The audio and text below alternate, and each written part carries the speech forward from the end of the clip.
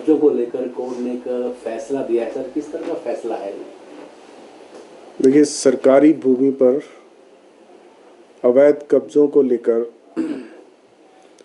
वर्ष 2002 में ये याचिका दायर की गई थी और 23 वर्षों से लंबित इस याचिका पर अब सुनवाई के पश्चात माननीय उच्च न्यायालय ने कहा है कि एनक्रोचमेंट को रेगुलराइज करना भारत के संविधान की धारा 14 के अंतर्गत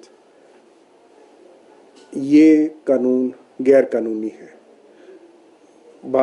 जो उच्च न्यायालय ने अपने फैसले में कहा है, उन्होंने कहा कि ये आर्बिट्रेरी है कि जो लॉ को फॉलो कर रहे हैं, जो सिटीज़न लॉ को अवॉइड कर रहे हैं, जो सिटीज़न लॉ के तहत अपनी ज़मीनों पे अपना गुजारा कर रहे हैं और उनके खिलाफ जो लोग एनक्रोचमेंट करके सरकारी भूमि पर एनक्रोचमेंट करके अपना जीवन यापन करना चाह रहे हैं, उनको प्रोटेक्ट करना गैर कानूनी है।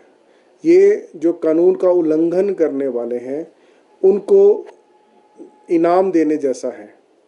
प्रदेश सरकार ने जब ये कानून बनाया था 2002 वर्ष से पहले, उसमें ये कानून बनाने की वजह बताई थी कि जो छोटे और स्मॉल फार्मर्स हैं, मार्जिनल फार्मर्स हैं, उनकी स्मॉल होल्डिंग्स हैं, तो उनकी होल्डिंग्स में थोड़ा बढ़ाया जाएगा एनक्रोचमेंट में गवर्नमेंट लैंड को ऐड करके। दूसरा, उन्होंने बताया था कि ये 163 सेक्शन जिसके तहत एनक्रोचमेंट को ख़त्म करना होता है, एनक्रोचमेंट को उठाना होता है, उस अनुभाग के तहत इस सेक्शन में एक एक्सेप्शन बनाई गई है ताकि अगर कोई एनक्रोचमेंट जेन्युइन है, अब जेन्युइन हो या नहीं है तो उस वक्त देखा जाना चाहिए था, लेकिन अगर वो जेन्युइन है तो उसे रेगुलराइज किया जा सके। और तीसरा, गवर्नमेंट को इससे रेवेन्यू आने की संभावना थी।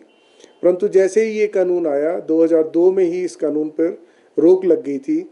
बड़े लोगों ने एफिडेविट फाइल किए, बड़े बड़े लोगों ने अपने सिक्योरिटी दी कि हमने एनक्रोचमेंट की है। उसके माध्यम से पंचायत इलेक्शंस पर भी इसका प्रभाव पड़ा। काफ़ी लोग अपने आप को एनक्रोचर मान लिया लोगों ने। तो इस कानून के तहत काफ़ी लोगों ने स्वीकृति करके हल्फनामे देकर ने सरकार के समक्ष एनक्रोचमेंट्स को रेगुलराइज करने के लिए कहा था। तो माननीय उच्च न्यायालय के रिकॉर्ड के अनुसार 12,000 से ज़्यादा एप्लीकेशंस जो थी वो इस लैंड को एनक्रोचमेंट को रेगुलराइज करने के लिए उस वक्त आई ना, 1 लाख से ज़्यादा। और न्यायालय ने जो कहा है अपने उसमें 2,500 हेक्टेयर से ज़्यादा की लैंड जो है वो एनक्रोचमेंट के अनुसार वो पाई जा रही थी। तो ये सारे आंकड़े जो है वो आपको जजमेंट में मिलेंगे। तो इन आंकड़ों के अनुसार न्यायालय का ये कहना है कि अगर इतना ज़्यादा एनक्रोचमेंट लोग करेंगे तो जो सरकार ने वेलफेयर स्कीम्स पे यू लैंड लगानी है वो कहाँ से आएगी। दूसरी बात, उन्होंने कहा कि article 14 forbids discrimination. It is a positive discrimination. You cannot grant benefit to an encroacher. जिन्होंने इलीगल काम किया है।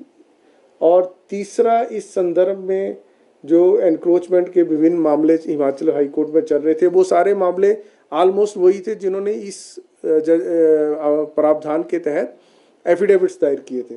तो उन्होंने कहा कि उन मामलों पे भी सरकार सख्ती से कार्रवाई करे। इस मामले में उसका भी जिक्र है कि जो सुप्रीम कोर्ट में टिकेंद्र पंवर द्वारा दायर की गई याचिका, उसका भी जिक्र किया गया है। बताया गया है कि उस याचिका को भी में भी अभी सुप्रीम कोर्ट ने कुछ रोक लगाई है, परंतु वो बड़ी लिमिटेड याचिका है। उस याचिका में ये कहा गया है कि क्योंकि अभी प्लांट्स पर फ्रूट्स लगे हैं तो फ्रूट बेयरिंग प्लांट्स को ना काटा जाए। वो एक टेम्परेरी रिलीफ सुप्रीम कोर्ट ने दिया है। परंतु आज न्यायालय ने क्लियर कर दिया कि जितनी भी एनक्रोचमेंट्स हैं वो गवर्नमेंट लैंड से हटाई जाएं, चाहे वो म्युनिसिपल एरिया में है, चाहे वो पंचायत एरिया में है। जो डायरेक्शन कोर्ट ने दी है उसमें ये स्पष्ट कहा है कि 163A जो है वो अब गैर कानूनी है और उसके जितने भी प्रावधान हैं वो सारे अनकॉन्स्टिट्यूशनल हैं, मैनिफेस्टली आर्बिट्रेरी शब्द इस्तेमाल किया है। दूसरा, एनक्रोचमेंट क्योंकि बड़े पैमाने पर है तो उन्होंने प्रदेश सरकार से ये आग्रह किया है कि क्रिमिनल ट्रेसपैस के एक्ट के जो प्रावधान है उसको उत्तर प्रदेश, कर्नाटक और उड़ीसा की तर्ज पर उसमें अमेंडमेंट लाई जाए। और उसके पश्चात न्यायालय ने ये भी कहा है कि सूटेबल प्रोसीडिंग इनिशिएट की जाए एनक्रोचर्स के खिलाफ और उन्हें 28 फरवरी 2026 से पूर्व एनक्रोचमेंट को हटाया जाए। और जो अभी तक स्टे ऑर्डर लगे थे वो सारे स्टे ऑर्डर इस पर से हटा दिए गए हैं। कमिश्नर्स, ऑफिसर्स, एग्जीक्यूटिव ऑफिसर सबकी ड्यूटी लगाई गई है कि वो एनक्रोचमेंट्स को रिपोर्ट करेंगे प्रदेश सरकार को और उस पर तुरंत कार्रवाई की जाएगी। और किसी भी प्रॉपर्टी पर, किसी भी प्रकार का सरकारी प्रॉपर्टी पर कोई नाजायज़ कब्जा नहीं होना चाहिए क्योंकि ये प्रॉपर्टी सब हिमाचल वासियों की है। ये पब्लिक ट्रस्ट में गवर्नमेंट के पास प्रॉपर्टी है, तो गवर्नमेंट पब्लिक ट्रस्ट में जो हिमाचल वासियों की प्रॉपर्टी है वो कुछ लोगों को नहीं दे सकती है। ये आज की न्यायालय की जजमेंट का सारांश है। शुरू से ही प्रदेश सरकार का ये मानना है कि वन भूमि पर प्रदेश सरकार किसी प्रकार से कोई नियम नहीं बना सकता है। इसी कारण जो 2017 में एक ड्राफ्ट पॉलिसी बनी उसे कोई भी सरकार, चाहे वो 2017 में जो सरकार थी या जो उसके पश्चात सरकार आई या जो वर्तमान सरकार है, सरकार किसी भी प्रकार से उस ड्राफ्ट पॉलिसी को आज तक रेगुलराइज नहीं कर पाई क्योंकि फॉरेस्ट कंजर्वेशन एक्ट के प्रावधान इसमें बाधा उत्पन्न करते हैं। प्रदेश सरकार को जंगल जो ज़मीन है उस पर किसी प्रकार का कोई कानून बनाने का अधिकार नहीं है। तो वो जो इशू है वो एक डिफरेंट है, लेकिन ये रेवेन्यू लैंड पे भी लगता है, एनक्रोचमेंट पे बाई एंड लार्ज लगता है, तो फॉरेस्ट लैंड पे भी गवर्नमेंट को इस जजमेंट को फॉलो करना पड़ेगा जब तक ये जजमेंट लागू रहेगी। सर, एफआरए जो चला 2006 वाला तो क्या वो अलग है? देखिए, वो फॉरेस्ट राइट एक्ट एक अपने आप में भारत सरकार द्वारा बनाया गया कानून है। भारत सरकार फॉरेस्ट लैंड्स पर कानून बना सकती है, जैसे मैंने पहले कहा। एफआरए के तहत जिन जिन उसके प्रावधानों के तहत फॉरेस्ट ड्वेलर्स और schedule tribe, schedule caste communities को डिस्क्राइब किया गया है। तो जो भी उसके तहत बेनिफिशरीज हैं उनको कानून का लाभ मिलना भी चाहिए और वो कानून क्योंकि इम्प्लीमेंटेड है, लागू है, तो उस कानून का लाभ जिस भी लाभार्थी को मिल सकता है उसे मिलना चाहिए। क्या आगे देखा जाएगा, क्या चुनौती देने पर भी जो है विचार किया जा सकता है?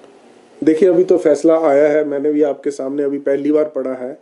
अब इसके बार बार अध्ययन किया जाएगा और उसके पश्चात प्रदेश सरकार में चर्चा के पश्चात ही कोई फैसला लिया जा सकता है कि इस मामले में आगे प्रदेश सरकार क्या कार्रवाई करेगी।